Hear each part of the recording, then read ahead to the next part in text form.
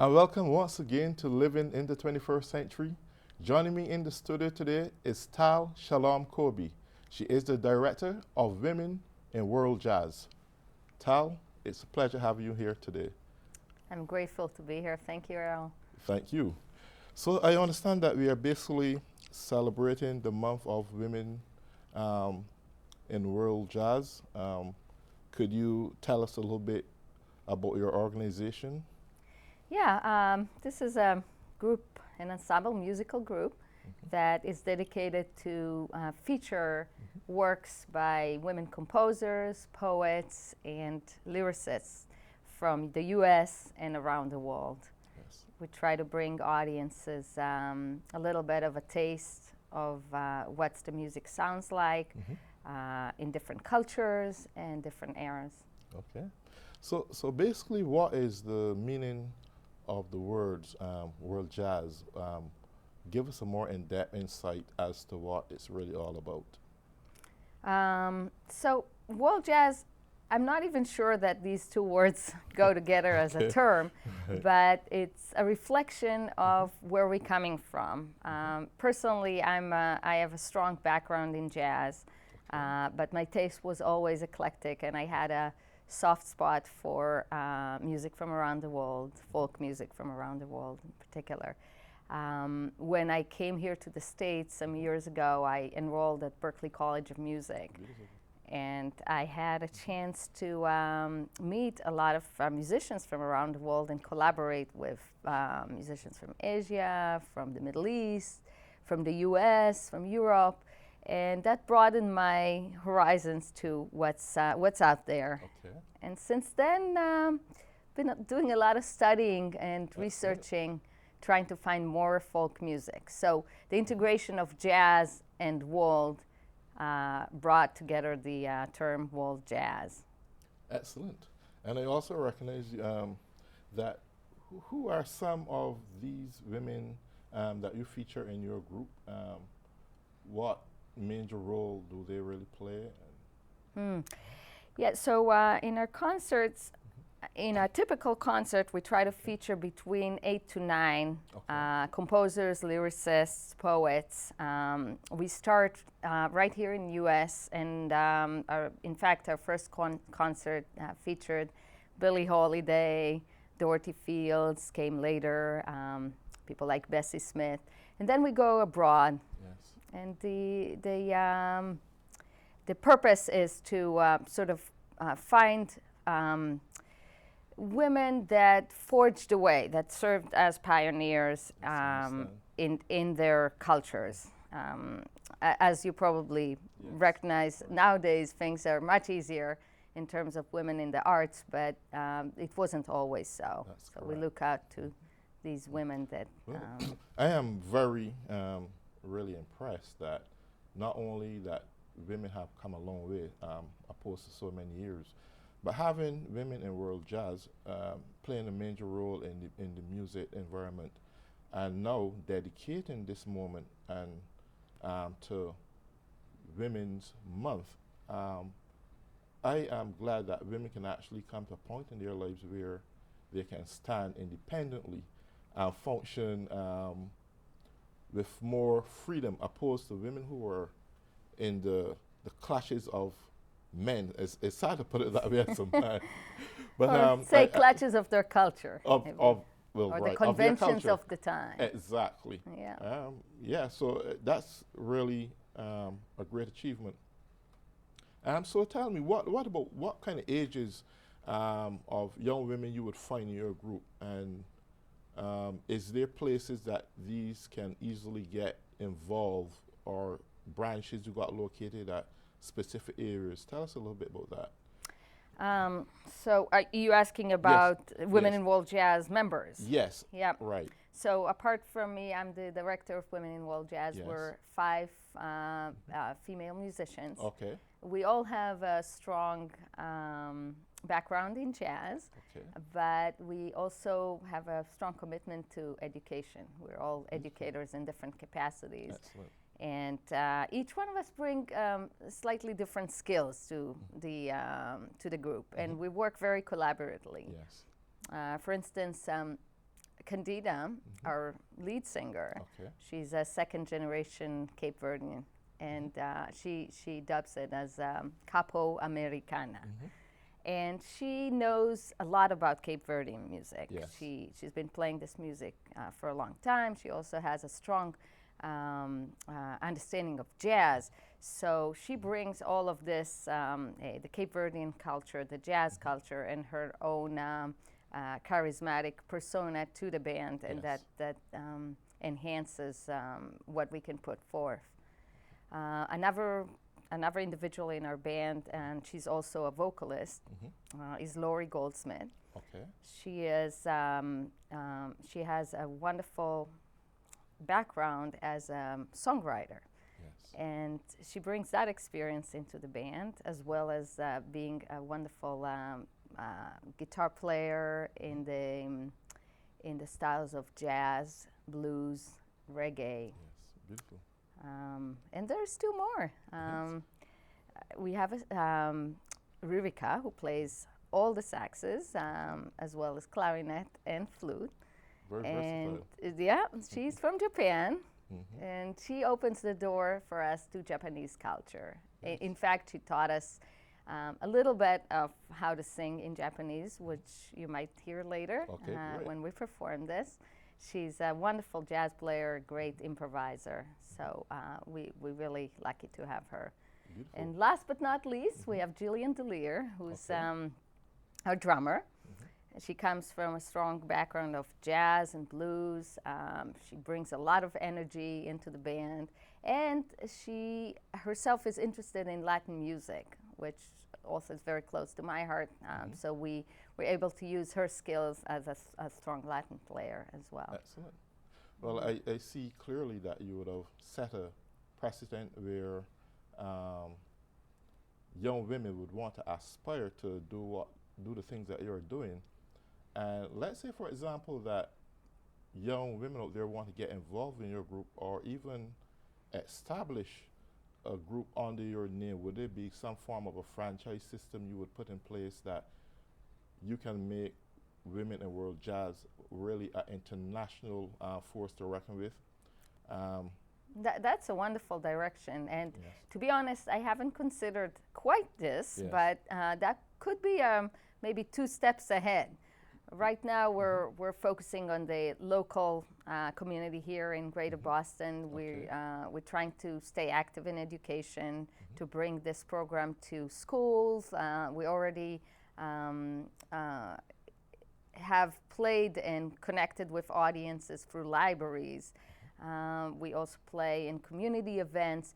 So we try to work that out, and with the understanding that as educators, we also like to increase our outreach programming to try to reach to try to get closer to these ideas that you have. Exactly.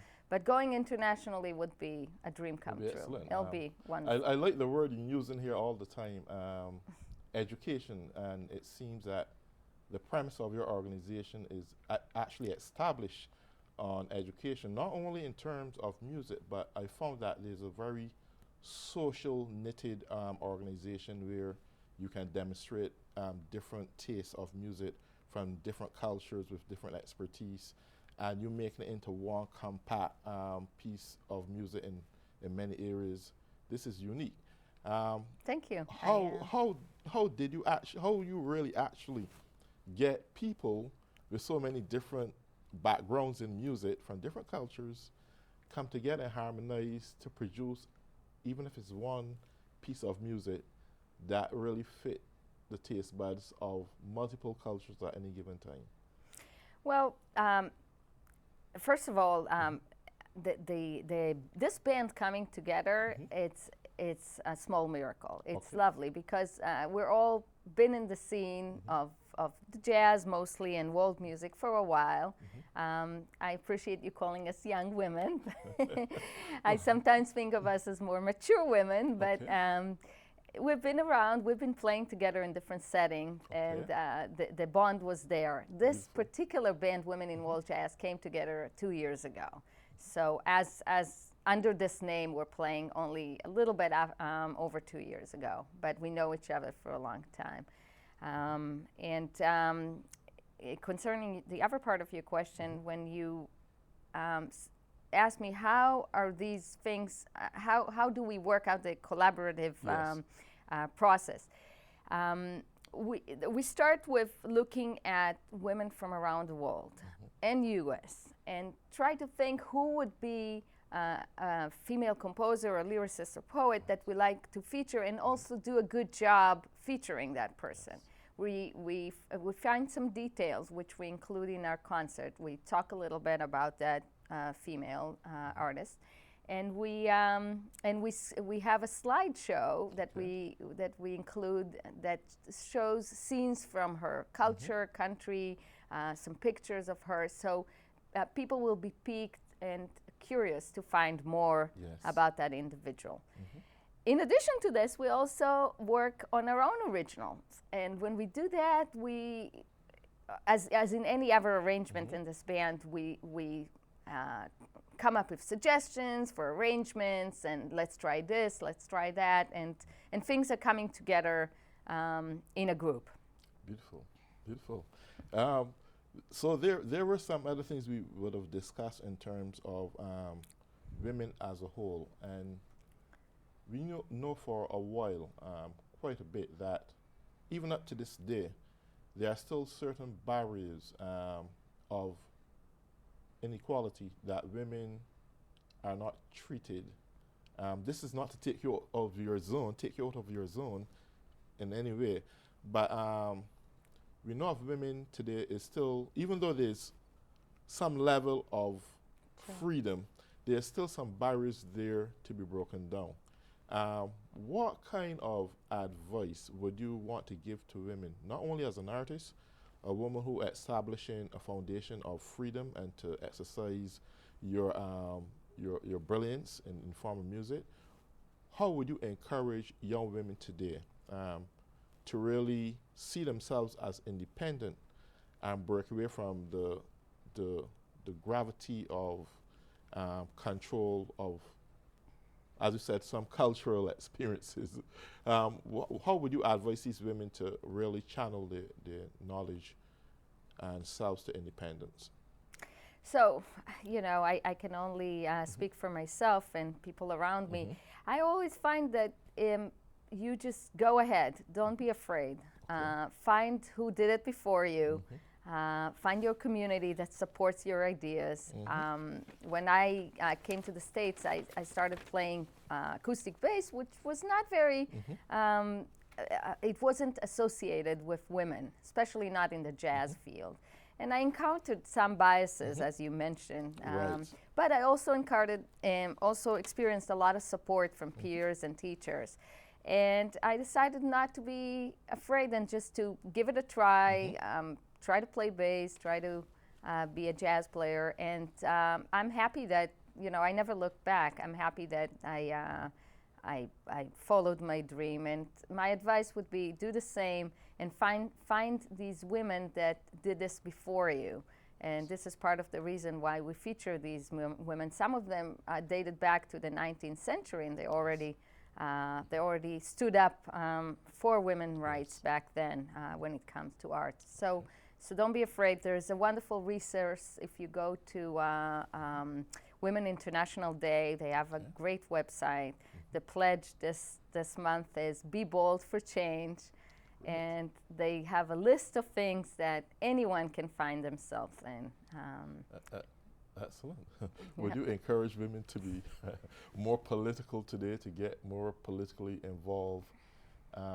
It's just my opinion. I think that women can do a whole lot more, and this is not to deprive men in any form from what they have been doing over the years. From my standpoint, I think men, ego and leadership had actually run the world into some form of chaos. Sad to say, but the reality is that I always see women as not only the life bearers, but also function effectively as the preservation of life. And I think bringing women to leadership roles, not just in music, but in other atmospheres like politics. I think they can really make a powerful impact, and I think they can really change the world. Not change it from the standpoint that they will be able to impact um, young women not to get to walk down that road of poor self-esteem, but to bring themselves to a new level and change the world for good from the standpoint that they can build rules and regulations, have laws fit into the Constitution that really merit equality and not really divide equality. So I Cheers for that. yeah, that's my opinion. I think that's what I think about women today. I think that they should be more involved. They bring a sense of soul and mercy. I don't want to go overboard with that aspect, but this is from my naked observation throughout the years. Women who get involved in major leadership roles had really made a powerful impact, and they had really made some change significantly. Not only that helped women, but it also helped men too. So from your standpoint as a woman and a leader and impacting your community and even different nations that you would have visited throughout your career in terms of music, would this be the kind of advice you would give to young women as you travel and come into contact with them on a day-to-day basis? Just what I said. Go ahead. I think it's all important in our times for all of us, men and women and everybody else, to be more active politically. So to agree with you there. And I think that we should try to celebrate who we are as people, first and foremost, and bring the best that we find inside over and share with people, and that could be a good starting point. Excellent. Well, I know after this interview, we are going to be commemorating Women's International Month, and you're going to have women in world jazz performing some of the most brilliant pieces. Could you give us a slight foretaste of what this is going to be like? Oh, thank you. We're really very excited. We're setting up to go and play in a little bit. In fact, we just finished a little tour in libraries here in Boston, celebrating Women International Month. Yes. And we're very excited to share it with you. We're going to play some music by Bessie Smith, some Japanese music from the south of Japan by Ina Nagata. And I think, if I'm remembering correctly, we also going to feature some music from Brazil to make things very interesting. That's really nice. By Chiquinha Gonzaga. So this is one part of the program that we're planning for you, and another one is a taste of our originals as composers. Each one of us also write her own music, and would like to share that as well. Yes. If I'm not mistaken, I think there was a time that you would have played, I think, was it Jamaica or something like that? Did you visit Jamaica? No, not yet. Not yet. Because I heard you played some music there. It was kind of reggae kind of beat. Yeah, we do. We do play reggae. Well, I see the versatility in your cultural experiences in terms of music. Do you have any major concerts coming up where you can have like young people come and experience this kind of activity? Yeah. So we're since the season is finally changing, we're gearing up to play a few outdoor summer festivals. Beautiful. And the best way to find out about it, I can't remember top of my head when and where, but if you go to WomeninWorldJazz.net, one word, it's always there. So please check it out on Facebook as well, Women in World Jazz. We list all of our performances. A lot of our performances are shared with the community, and there's no charge. Some of our indoor club performances, there will be charge for that, but we always try to make it affordable for everybody. We have special student rates, we have senior rates, so there's no barriers. Okay, so you do like seminars for young musicians?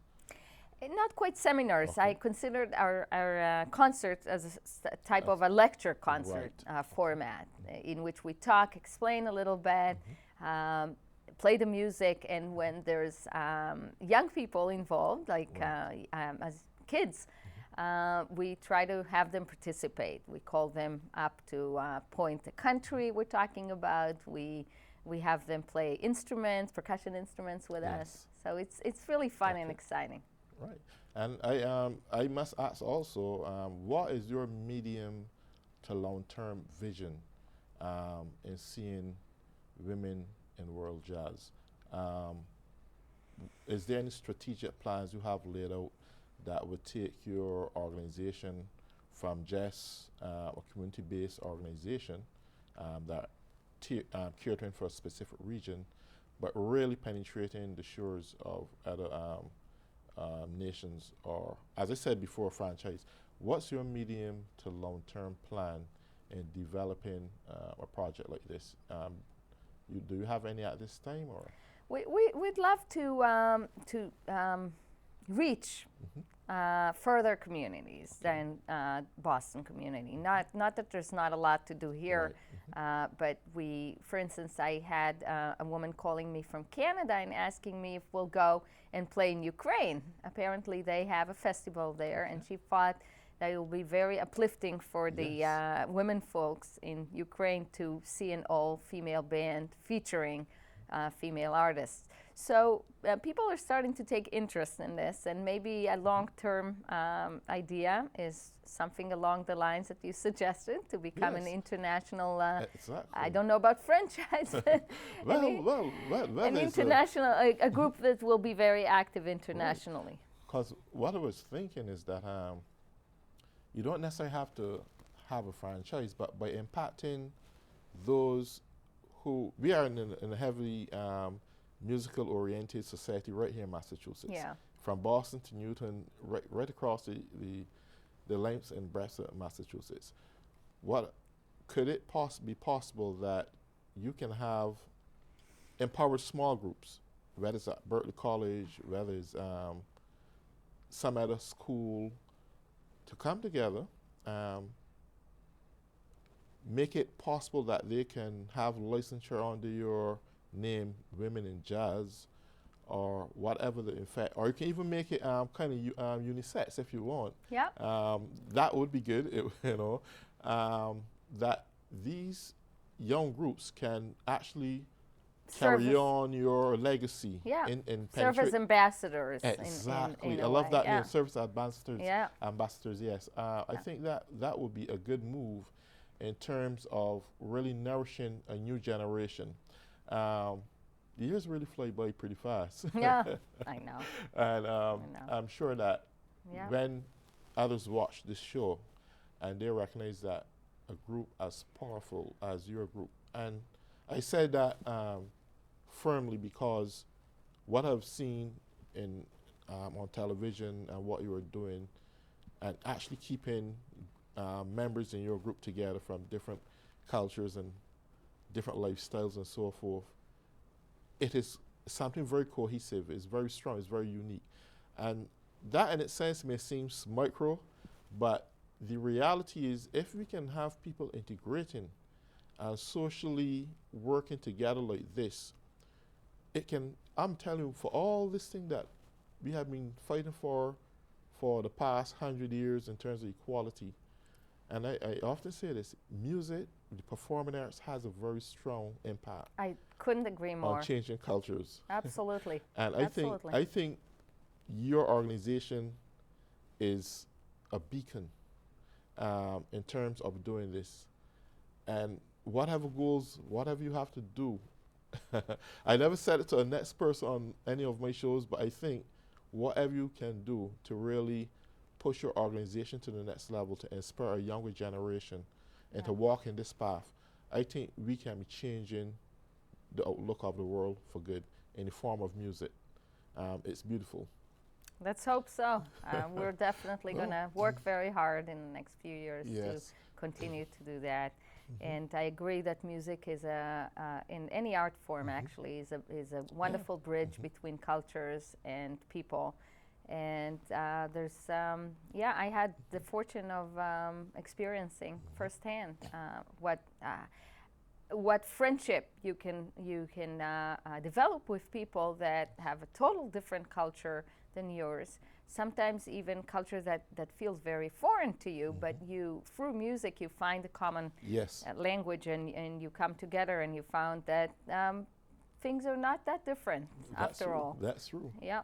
Well, we are in the final 3 minutes of concluding this program, and this is where I would love you to really reach out there into the community and give your educational advice as to how we can make society a better place in terms of music and what you're doing, and how they can be encouraged to get involved in reaching out to you. I think involve in action. There's a lot of wonderful organizations right now that are mobilizing and calling for mobilization.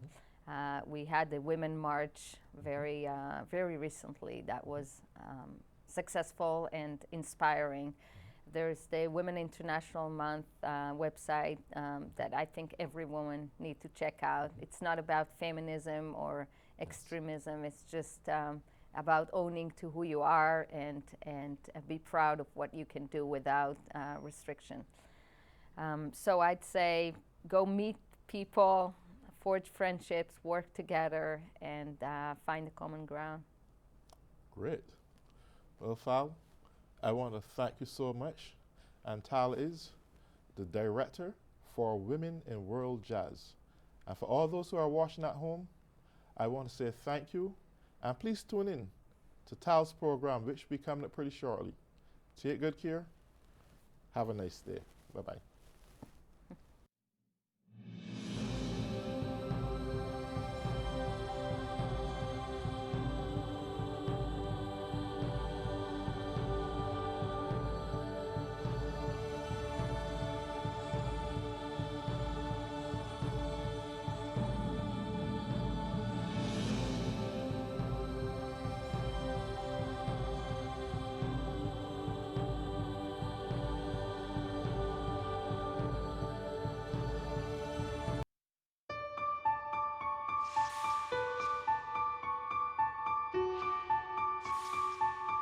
Imagine a time when no one person has brain disease.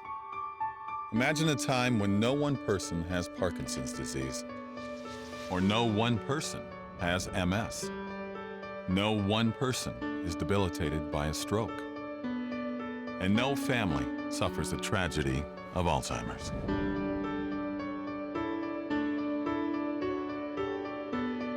Some of the best minds in America are doing more than imagining. The American Brain Foundation is seeking to find cures, where life without brain disease isn't just something we can imagine, it's something we can know. Help us get there.